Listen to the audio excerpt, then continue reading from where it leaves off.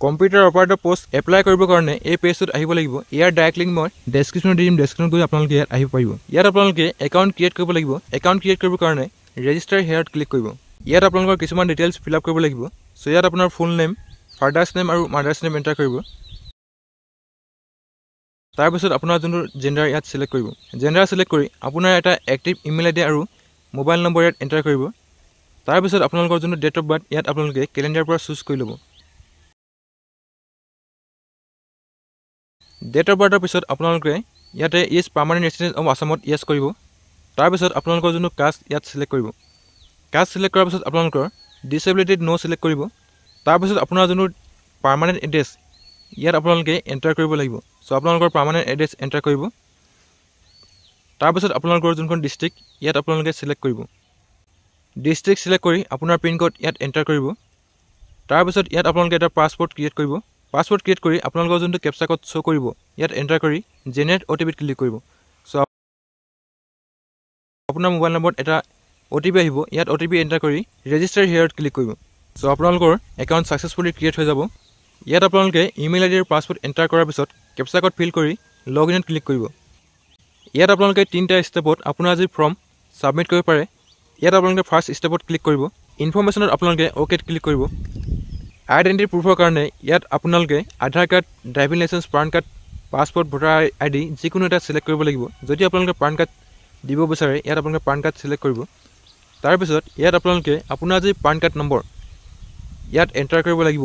চ' আপোনালোকৰ PAN card নম্বৰটো ইয়াত এণ্টাৰ কৰিব। তাৰপাছত আপোনালোকৰ যোনটো পান কাৰ্ড নম্বৰ ইয়াত কনফাৰ্ম কৰিব। পাৰ্চনেল ডিটেইলছত আপোনাৰ যি ডিটেইলছ ইয়াত অট'মেটিকলি ফেচ হৈ আহিব। ইয়াত আপোনালোকে এজ প্ৰুফৰ কাৰণে এখন চাৰ্টিফিকেট ছিলেক্ট কৰিব লাগিব। তাৰ কাৰণে আপোনালোকে 10th pass certificate, admit card, marksheet বা higher secondary pass certificate, admit card, marksheet যিকোনো এখন ছিলেক্ট কৰিব পাৰে। চ' ইয়াত আপোনালোকে এখন ছিলেক্ট কৰি ল'ব। তাৰপিছত আপোনাৰ কেটেগৰী ছেকশ্যনটো খোল খাই আহিব। চ' ইয়াত আপোনালোকে আপোনাৰ যি চাৰ্টিফিকেট নম্বৰ ইয়াতে এণ্টাৰ কৰিব লাগিব। চ' আপোনালোকে চাৰ্টিফিকেট নম্বৰটো ইয়াত এণ্টাৰ কৰিব। তাৰপিছত ইছুইং অথৰিটি এণ্টাৰ কৰি আপোনালোকৰ যোনটো ইছ্যু ডেট ইয়াত এণ্টাৰ কৰিব। তাৰপিছত আপোনালোকৰ পাৰ্মানেণ্ট এড্ৰেছ ছেকশ্যনটো খোল খাই আহিব। চ' ইয়াত আপোনালোকে কোনো ধৰণৰ চেৰচাৰ নকৰিব। চ' ইয়াত আপোনালোকে ছেভ এণ্ড নেক্সটত ক্লিক কৰিব। ইয়াত আপোনালোকে অ'কেত ক্লিক কৰিব। আপোনাৰ যি পাৰ্চনেল ডিটেইলছ ছাকচেছফুলি ছেভ হৈ যাব। নেক্সট আপোনালোকৰ আদাৰ ডিটেইলছৰ ছেকশ্যন খোল খাই আহিব। আৰ ইউ এন এক্স ছাৰ্ভিচমেনত যদি আপোনালোকে এক্স ছাৰ্ভিচমেন হয় য়েছ কৰিব, নহ'লে ন' ছিলেক্ট কৰিব। তাৰপিছত আপোনালোকৰ পাৰ্চনেল ডিছেবিলিটিত ন' ছিলেক্ট হৈ থাকিব।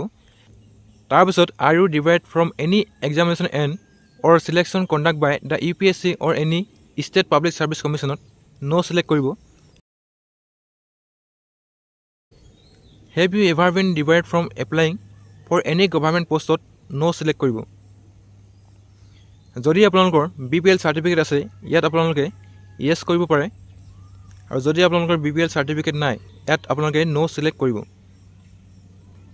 তাৰপিছত আপোনালোকে ছেভ এণ্ড নেক্সটত ক্লিক কৰিব। চ' এনেকৈ এটা পপ আপ হ'ব, ইয়াত অ'কেত ক্লিক কৰিব। ইয়াত আপোনালোকৰ আদাৰ ডিটেইলছ ছাকচেছফুলি ছেভ হৈ যাব। তাৰপিছত আপোনালোকে ইয়াতে এডুকেশ্যন ডিটেইলছ এণ্টাৰ কৰিব লাগিব।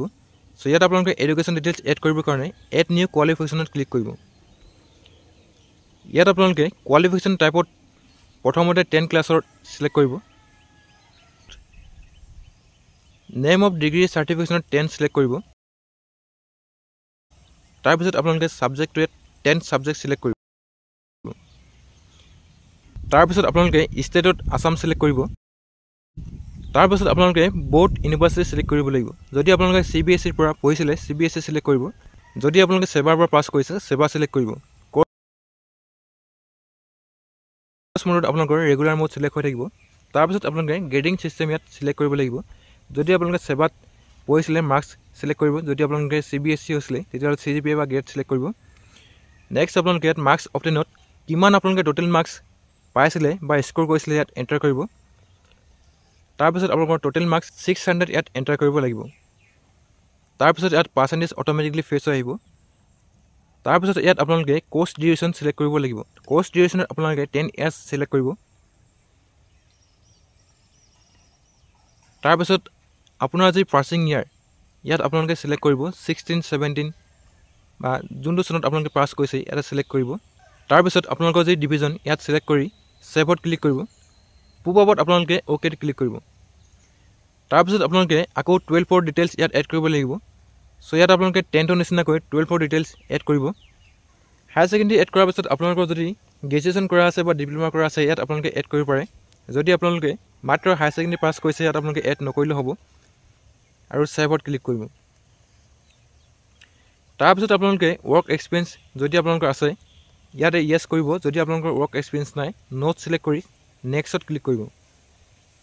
ইয়াত আপোনালোকে অ'কেত ক্লিক কৰিব। ইয়াত আপোনালোকে caste certificate, date of birth proof আৰু আইডেণ্টি প্ৰুফৰ কাৰণে যি ডকুমেণ্টছ আপোনালোকে ছিলেক্ট কৰিছিলে ইয়াতে আপলোড কৰিব লাগিব। চ' আপোনালোকে যোনবোৰ ডকুমেণ্ট ছিলেক্ট কৰিছিলে ইয়াত PDF ফৰ্মেটত আপলোড কৰিব লাগিব। আপোনাৰ যোন PDF চাইজ 5 MB তলত হ'ব লাগিব। চ' আপোনালোকে আপোনালোকৰ ডকুমেণ্টছ আপলোড কৰিব আৰু ছেভত ক্লিক কৰিব। তাৰপিছত আপোনালোকে ইয়াত আপোনাৰ এখন ফটো আৰু ছিগনেচাৰ আপলোড কৰিব লাগিব। চ' আপোনালোকে ফটো আৰু ছিগনেচাৰ আপলোড কৰিব আৰু ছেভ এণ্ড নেক্সটত ক্লিক কৰিব। চ' আপোনালোকৰ প্ৰফাইল ছাকচেছফুলি ক্ৰিয়েট হৈ যাব। তাৰপিছত আপোনালোকে এপ্লিকেণ্ট ছেকশ্যনত ক্লিক কৰি এপ্লাই ছেকশ্যনত ক্লিক কৰিব। নেক্সট আপোনালোকে কম্পিউটাৰ অপাৰেটৰ পষ্টত ক্লিক কৰিব। তাৰপিছত আপোনালোকৰ পাৰ্চনেল ডিটেইলছবোৰ ইয়াত শ্ব' কৰিব। চ' আপোনালোকে পেজটো স্ক্ৰল কৰিব। স্ক্ৰল কৰাৰ পিছত ইয়াত আপোনালোকৰ এড্ৰেছ ছেকশ্যনটো, তাৰপিছত আপোনালোকৰ এড্ৰেছ ডিটেইলছ ছেকশ্যনটো ইয়াত আহিব। এড্ৰেছ ডিটেইলছত যদি আপোনালোকৰ পাৰ্মানেণ্ট এড্ৰেছ আৰু প্ৰেজেণ্ট এড্ৰেছ ছেইম হয় ইয়াত আপোনালোকে চেক বক্সত ক্লিক কৰিব। তাৰপিছত আপোনালোকে পেজটো স্ক্ৰল কৰিব। তাৰপিছত আপোনালোকে পেজটো স্ক্ৰল কৰিব। আদাৰ ডিটেইলছত আপোনালোকে যদি ষ্টেট গভৰ্ণমেণ্টৰ এমপ্লয় হয় ইয়াত য়েছ কৰিব আৰু যদি আপোনালোকে নহয় ন' ছিলেক্ট কৰি পেজটো স্ক্ৰল কৰিব। এডুকেশ্যন কোৱালিফিকেশ্যনত যদি আপোনালোকৰ ডিপ্ল'মা ইন ইঞ্জিনিয়াৰিং আছে ইয়াত আপোনালোকে এড কৰিব পাৰে। তাৰপিছত আপোনালোকে পেজটো স্ক্ৰল কৰিব। তাৰপিছত আপোনালোকে এক্সামৰ কাৰণে জ'ন ছিলেক্ট কৰিব লাগিব। ইয়াত আপোনালোকে শিলচৰ, যোৰহাট, নগাঁও, তেজপুৰ, কোকৰাঝাৰ, গুৱাহাটী যিকোনো এটা ছিলেক্ট কৰিব। তাৰপিছত আপোনালোকে স্মল ফেমিলি নৰ্মছ আৰু আপোনালোকৰ যদি এমপ্লয়মেণ্ট কাৰ্ড ইয়াত আপোনালোকে আপলোড কৰিব লাগিব। চ' দুইখন আপোনালোকে ইয়াতে আপলোড কৰি দিব। তাৰপিছত আপোনালোকৰ কোৱালিফিকেশ্যনত ডিপ্ল'মা চাৰ্টিফিকেট ইন কম্পিউটাৰ প্ৰভিঞ্চত আপোনালোকে মিনিমাম 6 মান্থৰ য়েছ কৰিব। নেক্সট আপোনালোকে ডিউৰেশ্যনত আপোনালোকৰ যোনটো duration 6 month, 1 year, 2 year, 3 years আপোনালোকে ইয়াত ছিলেক্ট কৰিব। তাৰপিছত আপোনালোকে চাৰ্টিফিকেটৰ নেম ইয়াত এণ্টাৰ কৰি আপোনালোকৰ যোনখন চাৰ্টিফিকেট আপলোড কৰিব।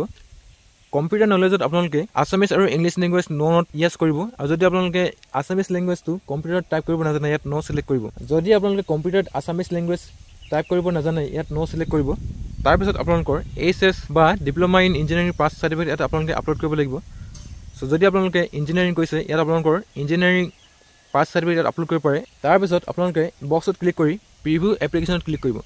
চ' আপোনাৰ যোনখন এপ্লিকেশ্যন ইয়াত আপোনালোকৰ এপ্লিকেশ্যনৰ এটা প্ৰিভিউ আহি যাব। চ' আপোনালোকে এপ্লিকেশ্যনখন ভালকৈ চাই ল'ব। যদি আপোনালোকৰ ভুল আছে ইয়াত কেঞ্চেলত ক্লিক কৰি এডিট কৰিব পাৰে।